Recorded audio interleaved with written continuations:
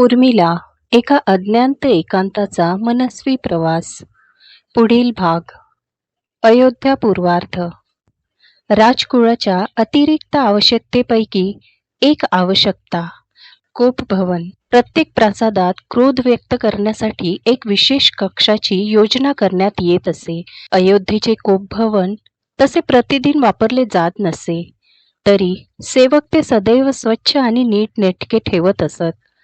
कुणास ठाऊक कोणत्या राणीला कधी राग येईल. राण्यांचा राग व्यक्त करण्याची देखील एक समग्र प्रक्रिया होती. राणी कैकेयी कोपभवनात येऊन केवळ रागावून बसली नाही, तर तिने सर्वप्रथम दागिने काढून जमिनीवर फेकले. राजा दशरथांनी भवनात प्रवेश केल्यावर प्रथम दागिनेच दिसावे या दृष्टीने योग्य ठिकाणी दागिने फेकले. केसांची रचनाही बदलली. किंबहुना चांगली दिसणार नाही अशीच रचना केली. डोळ्यातून पाणी वाहतच होते. ज्याप्रमाणे मनुष्य आनंद व्यक्त करताना उत्सव साजरे करतो, त्याचप्रमाणे कैकेयीने क्रोध व्यक्त करण्याकरिता हा घाट घातला होता. महाराज कोपभवनात दाखल झाले. त्यांनी ते दागिने, कैकेयीचे विस्कटलेली केशभूषा, व्यथित देहबोली आणि सर्वात महत्त्वाचे म्हणजे डोळ्यातील क्रोध पाहिला. अनावधानाने आपल्याकडून काही चूक झाली असावी असे दशरथांना वाटू लागले. ते कैकेयीजवळ गेले. देवी, तू आज क्रोधित दिसत आहेस. तुझा हा क्रोध माझ्यावर नसावा. आपल्यात कोणताही मतभेद झाला नाही किंवा मी तुला कोणत्याही मार्गाने दुखावले नाही. मग तू का रागावली आहेस? दशरथांना कैकेयीने उत्तर दिले नाही.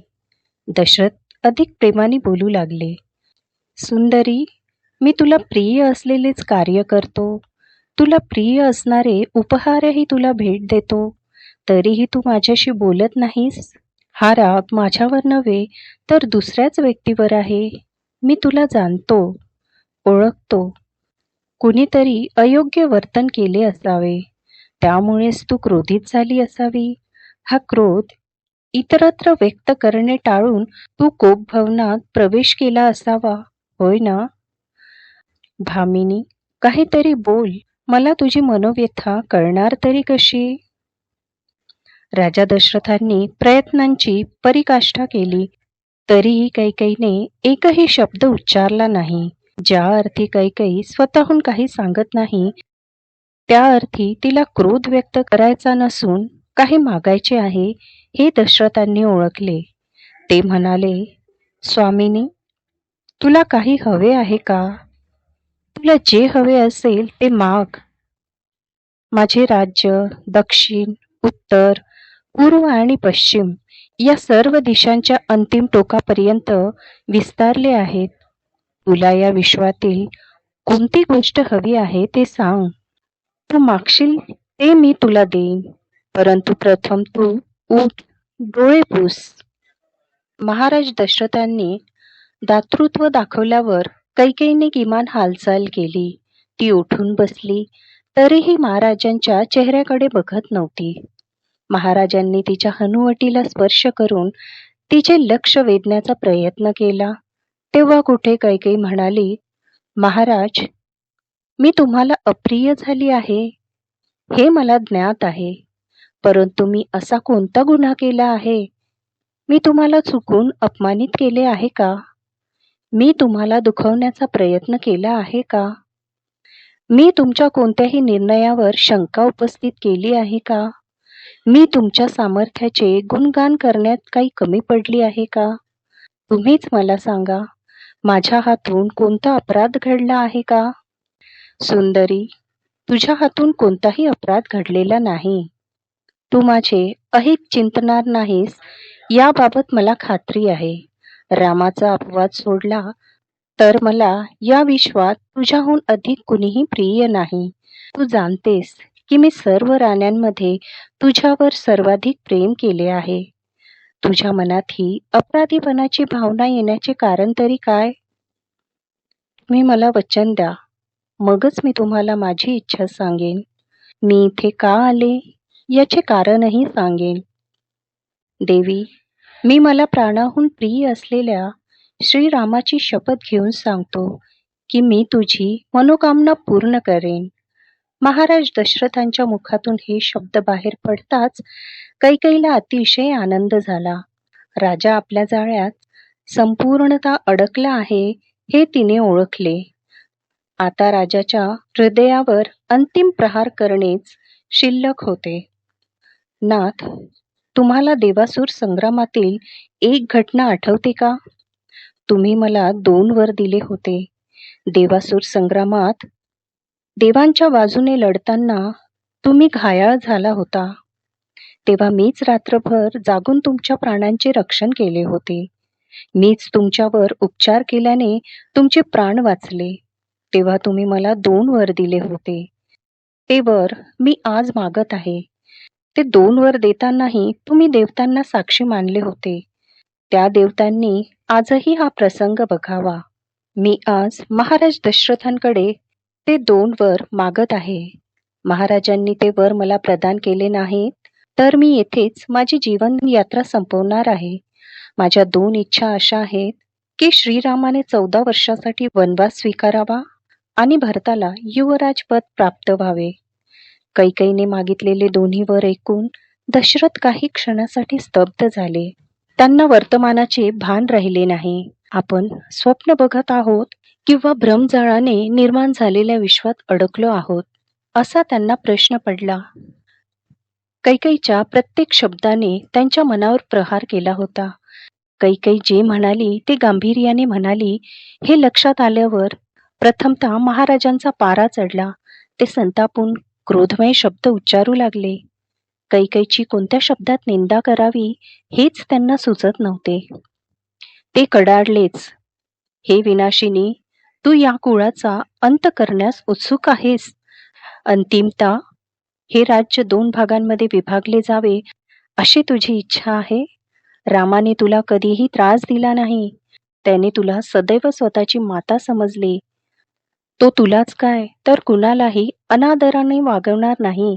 मग तुला रामाने वनवास स्वीकारावा असे का वाटत आहे? सगळे जग रामाच्या गुणांची प्रशंसा करत आहे आणि तू इथे त्याच्या वनवासाची अभिलाषा करत आहेस. मी 2 वर मागितले आहे. मला तुमच्या कोणत्याही प्रश्नांची उत्तरे द्यायची नाही. तू माझ्याकडून माझे राज्य घे. तुला हवे असले तर मी कौसल्या आणि सुमित्राचाही त्याग करेन. मी हे राज्य सोडून स्वतःच वनवास स्वीकारेन. परंतु रामाला तू वनवासात धाडू नकोस. त्याला तू दंड का देत आहेस? मी केवळ 14 वर्षच रामाला अयोध्येपासून दूर ठेवत आहे. भरताने या राज्याचे सूत्र योग्य पद्धतीने हातात घेतल्यावर राम अयोध्येत परतू शकतो. हे पापिनी, तुझी मती भ्रष्ट झाली आहे. तू राम आणि भरत या दोघांमध्ये कधीपासून भेद करू लागलीस? मला राम किती प्रिय आहे हे तू जाणतेस. मी त्याच्याशिवाय या अयोध्येत राहू शकणार नाही. जी व्यक्ती मला प्राणाहून प्रिय आहे तिलाच मी अयोध्येतून बाहेर जाण्यास कसे सांगू? त्यामुळे तू दुसरे काहीतरी माग. हा विचार मनात कधीही येऊ देऊ नकोस. रामाला मी वनवासी होण्याची आज्ञा देऊ शकत नाही. अगं, एकदा विचार कर. तो आपला पुत्र आहे. तुला तो किती प्रिय होता. तो स्नेह, ते प्रेम कुठे गेले? तू अचानक कशी बदललीस? तुझे मन स्वतःच्या मुलाला वनवासात पाठवण्याची कल्पना करण्याएवढे कठोर कसे झाले? तू माझा देखील विचार केला नाहीस. मी आता वृद्ध झालो आहो. मृत्यू कधीही मला आलिंगन देऊ शकते. या परिस्थितीत माझा अंत व्हावा अशी तुझी इच्छा आहे का? तुझे मन एवढे कलुषित कसे झाले? तुम्ही माझं मन वळवण्याचा कितीही प्रयत्न केला तरी मी माझे विचार बदलणार नाही. कैकेयी, या प्रासादात अनेक दासदासी वावरतात. आजवर मला रामाबाबत एकही तक्रार ऐकू आली नाही. राम सर्वांना प्रिय आहे. त्याच्यासारखा धर्मशील पुरुष या विश्वात कधी झाला नसेल. ज्याने माता पित्यांचा सदैव आदर केला, कर्तव्याला सर्वस्व मानले, धर्माला जीवनाचे सूत्र केले आणि ऋषीगणांचे रक्षण केले, त्या पुरुषोत्तम रामाचा द्वेष करण्याचे प्रयोजन काय? इतके सांगूनही तू माझे ऐकत नाहीस. मी तुझे चरण धरतो. मी मनपूर्वक याचना करतो की रामाला इतका कठोर दंड देऊ नकोस. राजा दशरथांनी कैकेयीसमोर अक्षरशः हात जोडले. तरीही कैकेयीचे मन द्रवले नाही. तिच्या बुद्धीवर स्वार्थ आणि अहंकाराचे वर्चस्व प्रस्थापित झाले होते.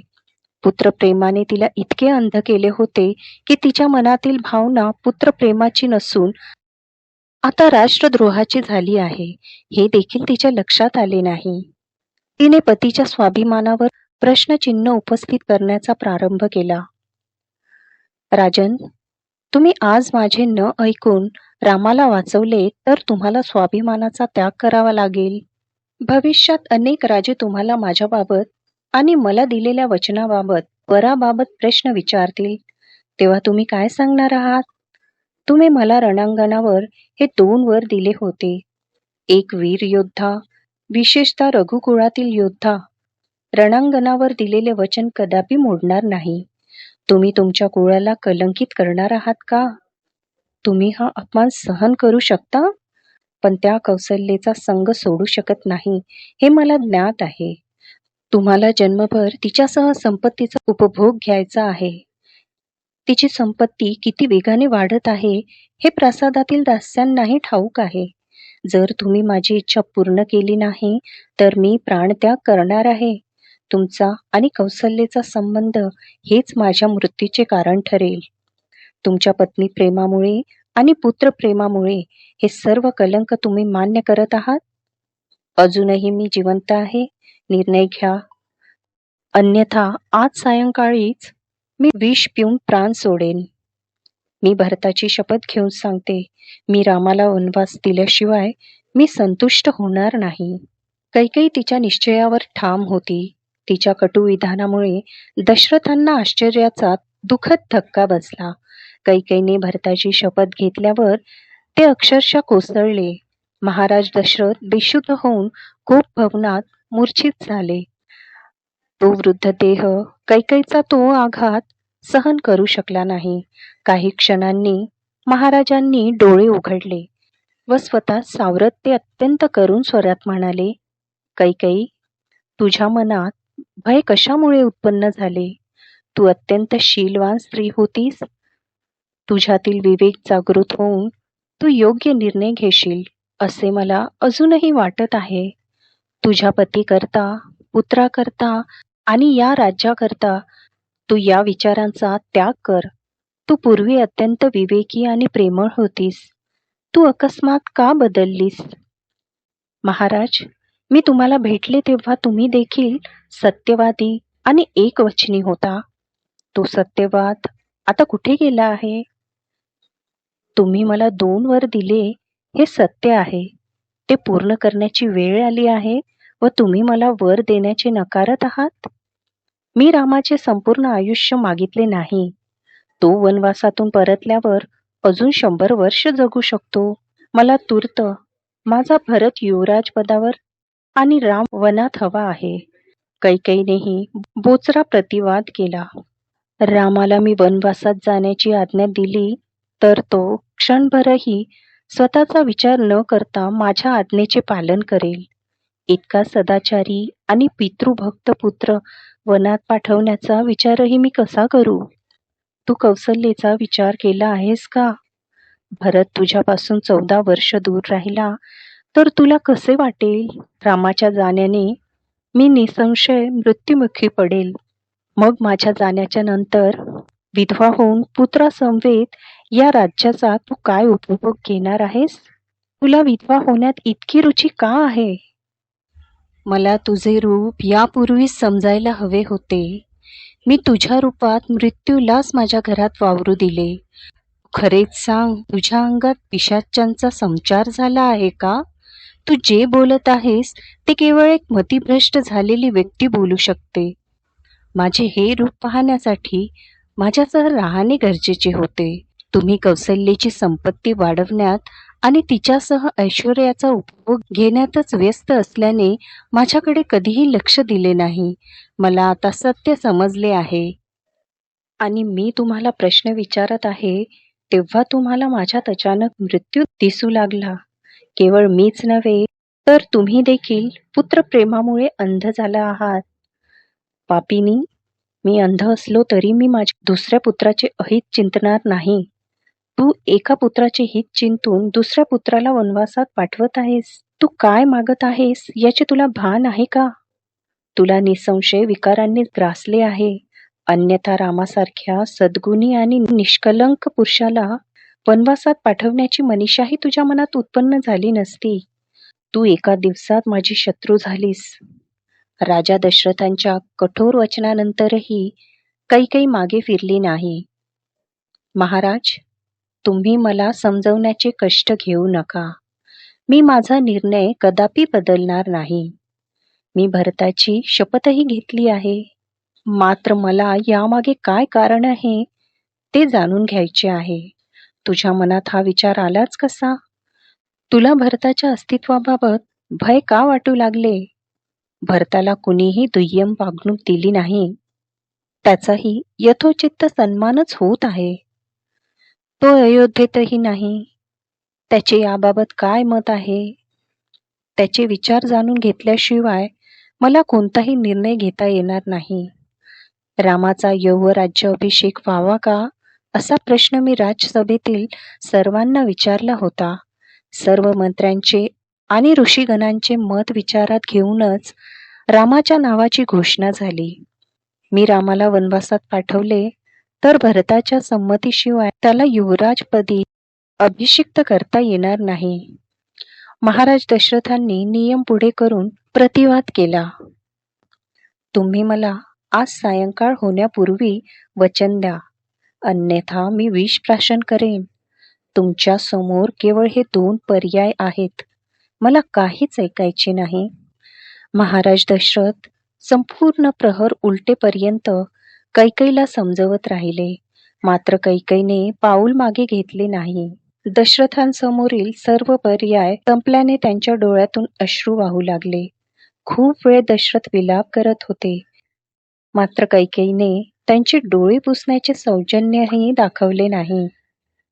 महाराज दशरथ वचनामध्ये अडकले होते.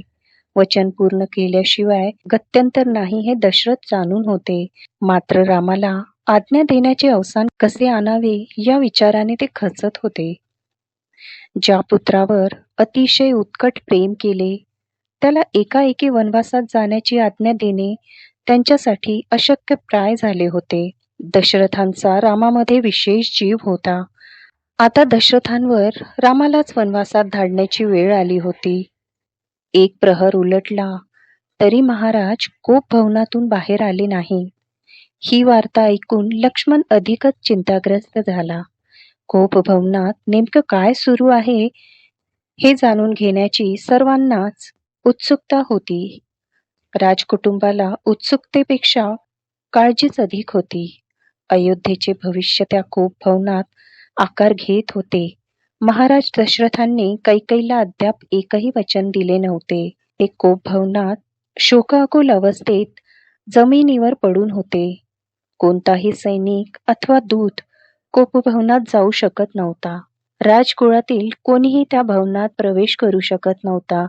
ही वार्ता महर्षी वसिष्ठांना समजली व त्यांनी मंत्री सुमंत्रांना प्रातकाली कोपभवनात जाण्याची आज्ञा दिली. राजा राजसभा सोडून कोपभवनात बसला आहे हे चित्र चांगले नव्हते. महाराज दशरथांना लवकर निर्णय घेणे भाग होते. कित्येक वर्षापूर्वी दिलेल्या वचनाचे पालन करायचे की प्राणप्रिय पुत्रासाठी वचन मोडायचे हे आता दशरथांना ठरवायचे होते.